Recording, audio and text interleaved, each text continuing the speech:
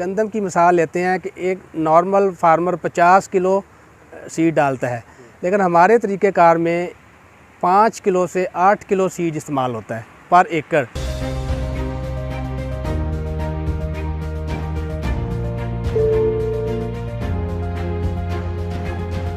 अगर हम 10-12 सीड एक जगह गिरा देते हैं, वो सीड का कंपटीशन रहता है, तो एक 2-2 टिलर निकलते हैं। लेकिन अगर एक सीड को 5 इंच पे, 8 इंच पे या 2 इंच पे या 4 इंच पे प्रॉपर रखें तो उसको प्रॉपर जगह मिलती है, उसके हिस्से में वो जगह आती है, वहाँ से वो ज़मीन से न्यूट्रिशन लेता है और उसको हेल्दी ग्रो होता है।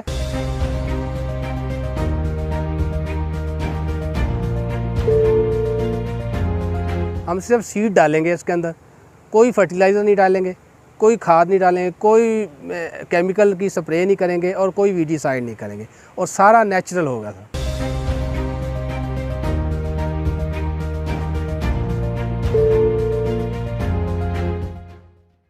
टर्म यूज़ करते हैं रीजनरेटिव एग्रीकल्चर।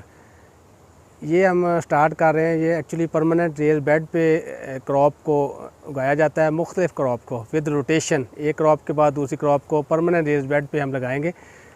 एक्चुअली जो मसाइल हैं ना, वो है हमारी सॉइल जो है वो डिग्रेड हो चुकी है, बहुत ज़्यादा ख़राब हो चुकी है। बार बार प्लॉइंग से, मशीनरी के इस्तेमाल से उसके माइक्रो ऑर्गेनिज़म और उसका जो अपना एक सिस्टम होता है जो न्यूट्रिएंट को अवेलेबल फार्म में करने का, वो तकरीबन हमने ख़त्म कर दिया है। वजह यह है कि हम बार बार इसमें मशीनरी यूज़ करते हैं और फर्टिलाइज़र का बहुत ज़्यादा इस्तेमाल करते हैं। तो सर, ये रीजनरेटिव एग्रीकल्चर अब ज़मीन को नेचुरल हालत में कुदरती इकोसिस्टम के हिसाब से हम इसको करने जा रहे हैं।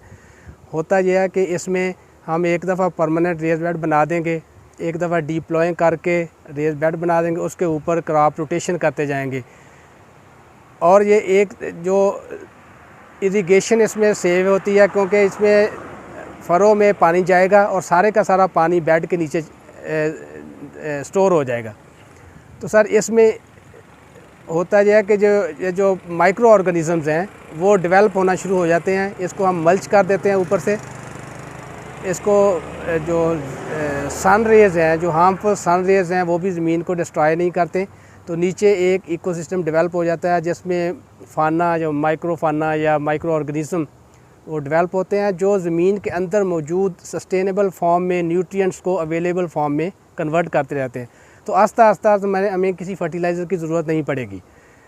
तो ये सर बहुत ज़रूरी है, क्योंकि अभी आप देखें ग्रीन हाउस गैस एमिशन की 40% हमारा एग्रीकल्चर कंट्रीब्यूट कर रहा है।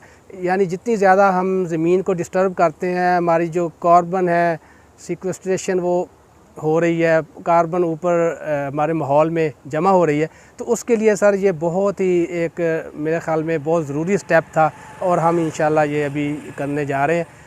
इधर भी करेंगे और ऑल ओवर पाकिस्तान इसके अब पायलटिंग प्रोजेक्ट लगाएंगे, तो इसको फिर डिमॉन्स्ट्रेट करेंगे और हम इनकरेज करेंगे, और इसको गवर्नमेंट लेवल पे सपोर्ट हासिल है। गवर्नमेंट भी ये चाह रही है कि हमारा, अब देखें ना, हमारी पैदावार स्टैगनेट हो गई है। 30 किलो 23 मन फी एकड़, 40 मन फी एकड़, इससे ज़्यादा नहीं हम जा रहे। कोई ना कोई वजह है, और खादें हम इतनी ज़्यादा यूज़ कर रहे हैं, स्प्रे इतनी ज़्यादा यूज़ कर रहे हैं, प्रोडक्शन कास्ट हमारी बहुत ज़्यादा बढ़ गई है, फार्मर का मार्जिन सबसे कम हो गया है।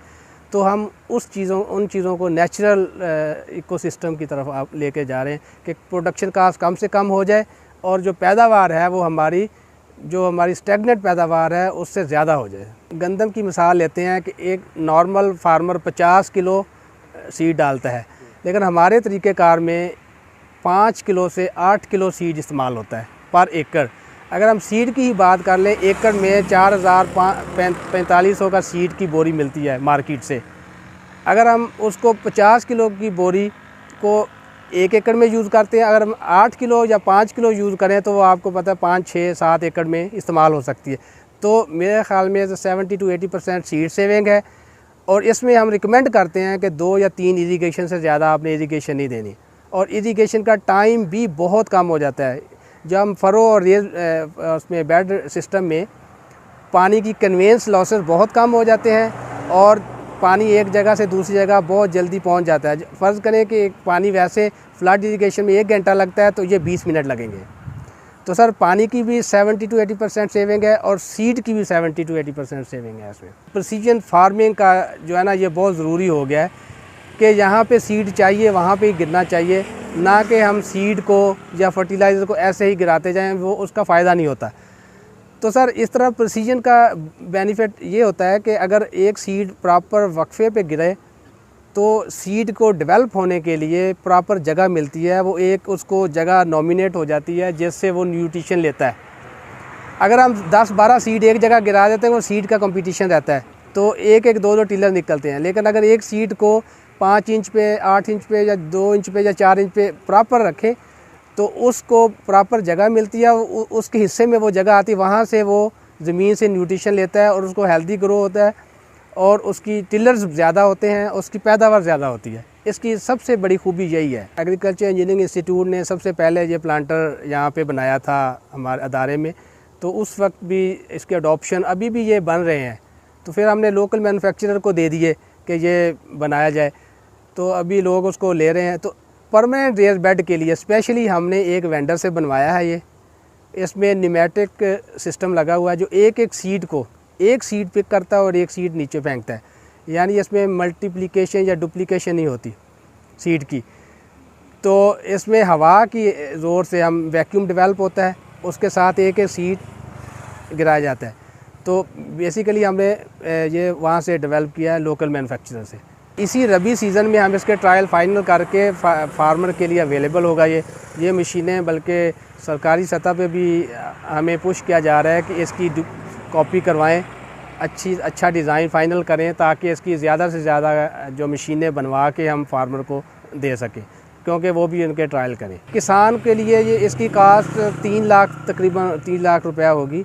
वैसे एक नॉर्मल ड्रिल लें तो वो भी 1.5 लाख, क्योंकि आजकल मटीरियल काफ़ी महंगा हो गया है, एकदम से डॉलर रेट भी बढ़ गया है, उसी वजह से जो हमारा स्टील है वो उसके रेट भी काफ़ी बढ़ गए। तो 3 लाख है, तो टैक्स वगैरह डाल के कुछ 3,20,000 तक 25,000 तक हो जाएगा। क्योंकि ये प्लांटर है तो इसमें कुछ लिमिटेशन होती हैं कि हम फ़र्ज़ करें रोड टू रोड डिस्टेंस यहाँ पे इस प्लांटर में 9 इंच फिक्स किया हुआ है, तो उसके अलावा हमने 3-4 एक्सपेरिमेंट करने हैं 3 इंच पे, 5 इंच पे और 7 इंच पे, यानी प्लांट टू प्लांट डिस्टेंस हम वेरी करेंगे, लेकिन road to road distance 9 inch रहेगा।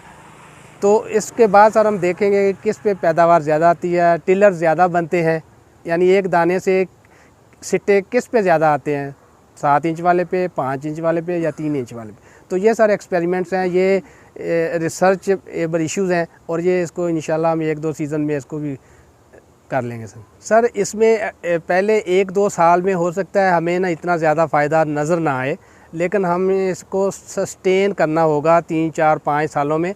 और जब इसका डेवलप हो जाएगा सिस्टम, ज़मीन का अपना सिस्टम डेवलप हो जाता है, ऐसे ही है जैसे हम ब्लड प्रेशर की दवाई खाते रहते हैं, जब ना खाएं तो एकदम से हमारी तबीयत ख़राब हो जाती है। तो इसी तरह अगर हम कोई एक्सरसाइज करें या कुदरती तरीक़ा कार इख्तियार करें तो हो सकता है थोड़ी दिनों के लिए मसला हो, लेकिन आस्ता आस्ता फिर हमें उस पर हम विदाउट मेडिसन हम चलते हैं और वही सस्टेनेबल तरीका होता है। तो सर यही हम कह रहे हैं कि इसको हम 1-2 साल में इस फार्म पे आ जाएगी, ज़मीन का जो अंदर वाला नेचुरल उसका सिस्टम है वो डेवलप हो जाएगा, तो फिर हमें इसकी कास्ट ऑफ प्रोडक्शन तकरीबन 70-80% हम रिड्यूस कर देंगे, सवाए सीड के। हम सिर्फ सीड डालेंगे इसके अंदर, कोई फर्टिलाइज़र नहीं डालेंगे, कोई खाद नहीं डालेंगे, कोई केमिकल की स्प्रे नहीं करेंगे और कोई वीडिसाइड नहीं करेंगे, और सारा नेचुरल होगा।